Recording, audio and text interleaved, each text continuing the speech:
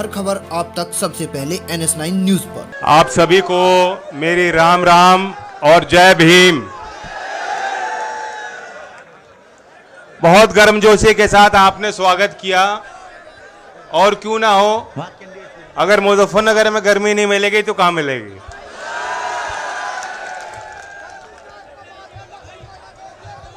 आज इस देश के लिए बहुत गौरव का दिन है। आज हमारे देश के लिए हम सब त्योहार मनाते हैं, सब आपस में मिलके, गले मिलके, मिठाई बना के, पकवान बनवाकर, मोहल्ले में, घर परिवार के साथ। लेकिन आज का दिन इस देश के लिए, इस देश के भविष्य के लिए, शोषित गरीब वंचित समाज के लिए, किसान मजदूर के लिए सबसे बड़ा त्योहार है। क्यों आज संविधान दिवस है। हमें और आपको आज कल्पना करनी चाहिए, आजादी तो हमें 1947 में मिली, और आप लोगों ने अपने हड्डियों को गलाकर, बड़ी कुर्बानी करके हमें वो तकदीर हमारी खोली और इस देश को आजाद किया। लेकिन उसके बाद भी संविधान के लिए हमें इंतजार करना पड़ा था। संविधान सभा ने 2 साल बहुत गहरा अध्ययन हुआ, और बाबा भीमराव अंबेडकर जी की विजन, संविधान सभा की उन चर्चाओं को आप पढ़ेंगे। अगर आज विद्वान लोग बैठे हैं यहां, मैं आपको निमंत्रण देता हूं। 8000 पन्ने लग जाएंगे संविधान सभा की अगर चर्चा लिखी जाए। किसी ने गिनती करी है, 30 लाख से ज्यादा शब्द हैं। सारे विचार खुल के चर्चा हुई संविधान सभा में कि देश का स्वरूप कैसा हो, एक प्रगतिशील समाज का निर्माण कैसे हो, इस सामंतवाद का सामना करने के लिए एक समतावादी समाज का निर्माण कैसे हो, और तब जाके हमें अपना संविधान मिला। अगर ये संविधान नहीं होता तो आज हम लोगों के पास कोई आज़ादी नहीं होती, हमारे पास कोई अधिकार नहीं होते, हमारा और आपका कोई अस्तित्व नहीं होता। और इसलिए ये तारीख मनानी चाहिए। इसी क्षेत्र के और देश में बड़ी प्रसिद्धि हासिल करने वाले डॉक्टर हरिओम पवार, उनकी एक कविता है, कविता तो लंबी है लेकिन एक पंक्ति में सुनाता हूं। वो आज के इस विषय पे प्रासंगिक है। मैंने तो उपहार दिए हैं, मौलिक भी अधिकार दिए हैं, धर्म कर्म संसार दिया है, जीने का अधिकार दिया है, सबको भाषण की आजादी, कोई भी बन जाए गांधी। लेकिन तुमने अधिकारों का मुझसे लिखे उपचारों का क्यों ऐसा उपयोग किया है, सब नाजायज भोग किया है, मेरा यूं अनुकरण किया है जैसे सीता हरण किया है। मैंने तो समता सौंपी थी, तुमने फर्क व्यवस्था कर दी, तुमने नर्क व्यवस्था कर दी। हर मंजिल थैली कर डाली, गंगा भी मैली कर डाली। शांति व्यवस्था हाथ से हो गई, विस्फोटों का भाष्य हो गई। आज अहिंसा बनवासी है, कायरता के घर दासी है। न्याय व्यवस्था भी रोती है, गुंडों के घर में सोती है। सुन लो, ऐसा लग रहा है कि आज की बात है। पूरे कांप रहे आधों से, राजा डरता है प्यादों से। गांधी को गाली मिलती है, डाकू को ताली मिलती है।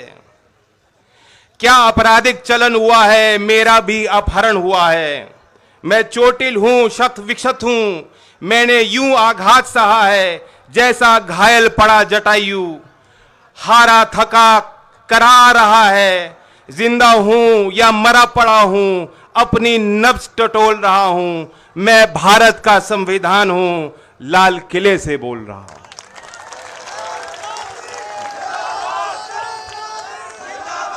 हम और आप ताली बजा रहे हैं, लेकिन ये कठोर कड़वा सत्य है, और ये आज का सत्य है, आज की शासन प्रणाली का सत्य है। ये पोल खुल गई है। तरह तरह के वादे करके बड़े लुभाने वाली बात करके आप लोगों की वोट इन्होंने बटोरी थी और वादे इतने अच्छे किए थे हर वर्ग को समझाने के लिए। अमित शाह जी आए, इस विधानसभा की बात बता रहा हूं, कह गए थे कि किसानों के घर 5 साल बिजली का बिल नहीं आएगा। बिजली का बिल आ रहा है, नहीं आ रहा? मीटर लग रहे हैं, कैसे दोगे बिल? भुगतान हुआ था 14 दिन में। अब वादा था, कह गए, उनको आपकी वोट चाहिए थी, ले गए। इन्होंने करोड़ों रोजगार देने की बात कही थी, कहां करोड़ों से धड़ाम करके गिरे हैं। और अब प्रधानमंत्री रोजगार मेला करते हैं जिसमें 71,000 लोगों को, जिनकी नौकरी 1.5 साल पहले लग चुकी थी, उनको बुला करके एक चिट्ठी पकड़ा रहे हैं। ये हालात देश के हो गए। गरीब के हौसलों को ये लोग नहीं समझ पाए, गरीब के इरादों को ये नहीं समझ पाए, गरीब के सपनों को ये नहीं समझ पाए। अन्नदाता तो भगवान का रूप होता है और अन्नदाता किसान के साथ खेत में उसे खेत को जमाने में मेहनत करने वाला मजदूर भगवान का रूप होता है। ईंट पे ईंट लगाकर घर का निर्माण करने वाला श्रमिक भगवान का रूप होता है। अपने हाथ से और कारखाने में कपड़ा बनाने वाला बुनकर भगवान का रूप होता है। आज इस भरी सभा में पूछता हूं, क्या किसान और मजदूर और बुनकर जो भगवान का रूप है, ये अपने आप को धार्मिक बताते हैं? क्या ये लोग आपको मानते हैं? इन्होंने आपका सम्मान रखा? अभी हमारे आदरणीय मंजूर साहब ने बात बताई इलाज वाली, पहली बार सुनी, सब लोग हंसे। लेकिन यही बात हो रही है कि इलाज कर देंगे। इलाज किसका करना चाहिए? जो मन में नफरत पालता है। जो नफरत पालने वाले का तो ब्लड प्रेशर भी, पारा भी ऊपर चढ़ा होता है, वो कभी मुस्कुरा नहीं सकता, उसके अंदर क्रोध होता है, क्रोध। वो ज्वालामुखी कब फट जाए, किस पे फट जाए, किसी को मालूम नहीं। लेकिन हमारे लोग धैर्य वाले हैं, हमारे लोग मुस्कुराने वाले हैं, हमारे लोग हिम्मत वाले हैं। खेती तबाह हो जाती है, दाम मिलता नहीं मंडी पे, फिर जो है अपने आप को समेट के परिवार को हिम्मत के साथ फिर दोबारा जुटता है उसी काम पे कि कल नया सवेरा है। ऐसा हौसला होता है किसान का, ऐसा मादा होता है किसान का। और इसलिए 13 महीने किसी ने पूछा नहीं, सरकार ने जंजीर सड़क पे बिछा दी, पानी की बौछार, लाठी, गाली गलोच, जो कुछ भी सरकार के बस में था उन्होंने आपके आगे रोड़े तैयार करके बनाए। लेकिन वो आपका जज्बा था, आपका हौसला था, आप रुके नहीं, आप थके नहीं, आप हारे नहीं। और आज वो लोग जो कहते हैं कि चौधरी अजीत सिंह हमने हराए, तुम्हारे आगे कोई किसान कभी हारा और ना चौधरी अजीत सिंह जी हारे, वो तो जीत के चले गए कि उन्होंने भाईचारा हमारा बना दिया।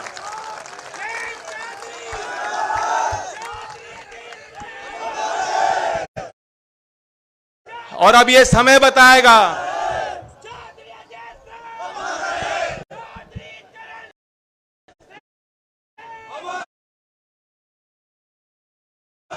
ये तो समय बताएगा कि ऐसे आपत्तिजनक बोलने वालों का आप लोग 5 तारीख में क्या करोगे, ये समय बताएगा। आज आपने बड़ा आशीर्वाद दिया और आपने मंच की तरफ एक तस्वीर जो हमने बनाई है उसकी तरफ गौर किया होगा। ये सिर्फ वोट हासिल करने के लिए या जीत अपनी पक्की करने के लिए हमने गठबंधन नहीं किया है। ये एक उभरते भारत की नई तस्वीर और नए लीडरशिप की तस्वीर है। एक नया सामाजिक समीकरण है जिसके बल पर खतौली से चलकर दिल्ली का समीकरण हम बिगाड़ देंगे। जो लोग दमनकारी नीति अपना रहे हैं और वहां से लेके फिर अगली बार उत्तर प्रदेश की गद्दी को भी हिलाने वाला यही समीकरण है जो तीनों पार्टी का समीकरण हमने बनाया है। और चंद्रशेखर जी ने तो बताया कि जन्मदिन है। चंद्रशेखर जी, मैं इनकी तरफ से वादा कर रहा हूं, कर दूं वादा? तिसंग का कलाकंद बहुत फेमस है कि नहीं? तो इन्हें तोहफे में वोट देना और जीत जब 8 तारीख को खुलेगी उसके बाद मैं इन्हें तिसंग का कलाकंद खिलाऊंगा।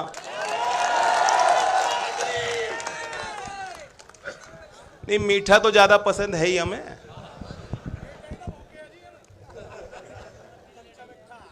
डबल शक्कर डालो आप चाय में भी। मुझे तो पता नहीं, प्रधानमंत्री जी कहते चाय मैं नहीं मानता कि कभी उन्होंने चाय बेची होगी। गरम पकौड़े जरूर बेचे हैं उन्होंने।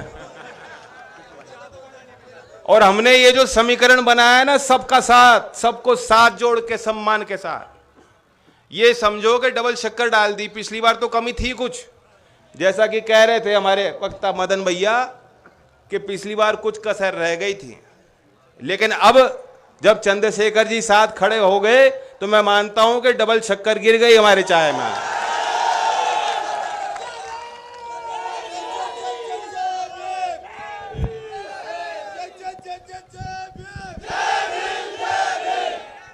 देखिए, बाबा साहब ने जो आप देखें उस कॉन्स्टिट्यूशन असेंबली की डिबेट्स को पढ़ेंगे, उन्होंने एक चिंता व्यक्त की थी। उन्होंने कहा था कि अब जब संविधान हमें मिल गया, राजनीतिक बराबरी हमारी निश्चित हो गई, लेकिन सामाजिक और आर्थिक तौर पर हम बराबर नहीं हैं।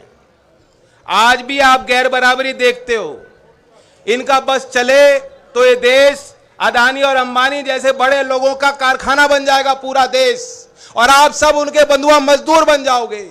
ये बराबरी नहीं चाहते, ये आपकी गुलामी चाहते हैं। लेकिन गुलामी के इन जंजीरों को तोड़ने के लिए आपको और हमें मेहनत करनी होगी। हमारे मुद्दे चुनाव में सरल हैं। हम चाहते हैं बेरोजगार का सम्मान हो, जो सरकारी भर्तियां होती हैं, अभी जो वक्ताओं ने रखी बात, और आप तो देख ही रहे हो, मुजफ्फरनगर के खतौली के नौजवानों को, प्रतिभाशाली नौजवानों को कहा जाता है भर्ती खुली, जाओ बस्ती, जाओ बलिया, वहां इम्तिहान दो। और जब वो पहुंचते हैं तो पता लगता है कि पेपर लीक हो गया, वापस लौटो, फिर दोबारा तारीख आएगी 6 महीने बाद। कभी भर्ती प्रक्रिया पूरी नहीं होती। और यहां खतौली वो क्षेत्र है, ये तो नकली राष्ट्रवादी हैं। आपको यहां हर गांव में शहीद की मूर्ति मिल जाएगी, लेकिन शहीद की मूर्ति लगाने वाले भी, वो अपने आंसू पोंछने वाले परिवार से भी अगर आप पूछेंगे, वो ये कहते हैं कि हमारी अगली पीढ़ी भी शहीद होने को तैयार है। ऐसा जज्बा है लोगों का। लेकिन ये वो सरकार है, याद रखना, जिसने इस भावना को नहीं समझी। ये सरकार जिन्होंने कह दिया कि हम आर्मी के सैनिकों को भी पेंशन नहीं देना चाहते, हम पूरी पक्की नौकरी इन जवानों को नहीं दे सकते। हमारे पास वो सामर्थ्य भारत सरकार पे नहीं बचा है कि आर्मी भी पक्की नौकरी आपको दे दे। इसलिए भाइयों, 4 साल के लिए अग्निवीर बन जाओ, और अग्निवीर 4 साल के लिए बनोगे, 4 साल बाद घर लौट जाना। क्या ऐसी व्यवस्था तुम स्वीकार सकते हो नौजवानों?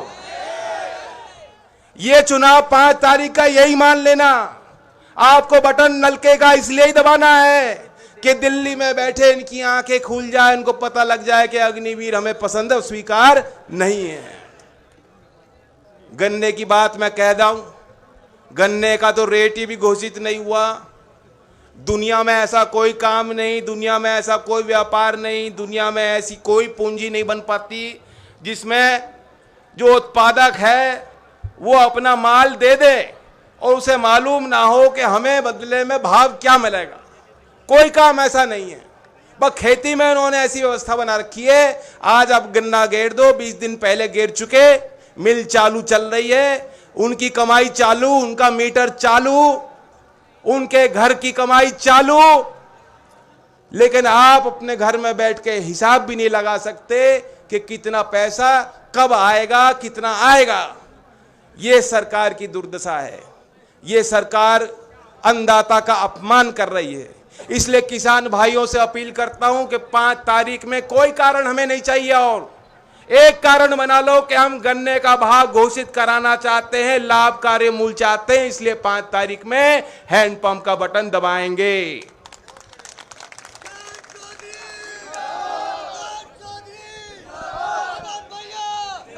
मुझे लगता नहीं समझदार को समझाने की जरूरत पड़ती है। आपके हाव भाव को देखकर मुझे चैन आया है, आने वाले दिनों में मैं भी आपके बीच रहूंगा, प्रयास करूंगा सभी गांव में हम लोग चलें। मैं अपील करता हूं समाजवादी पार्टी के सभी कार्यकर्ताओं से, आज़ाद समाज पार्टी के सभी कार्यकर्ताओं से, लोकदल के सभी वरिष्ठ कार्यकर्ताओं से कि गाँव में आप डेरा बना दें, जानसठ और खतौली के कस्बों में आप डेरा बना दें, घर घर तक संदेश पहुंचाएं और यही आशीर्वाद दें कि 5 तारीख में जैसा मदन ने कहा कि मदन खेकड़ा वाले नहीं, मदन खतौली वाले आपको बनाने हैं। धन्यवाद। जय भीम, जय भारत। चौधरी चरण सिंह, चौधरी अजीत सिंह, किसान मजदूर एकता, भाईचारा, भाईचारा। हर खबर आप तक सबसे पहले NS9 न्यूज पर।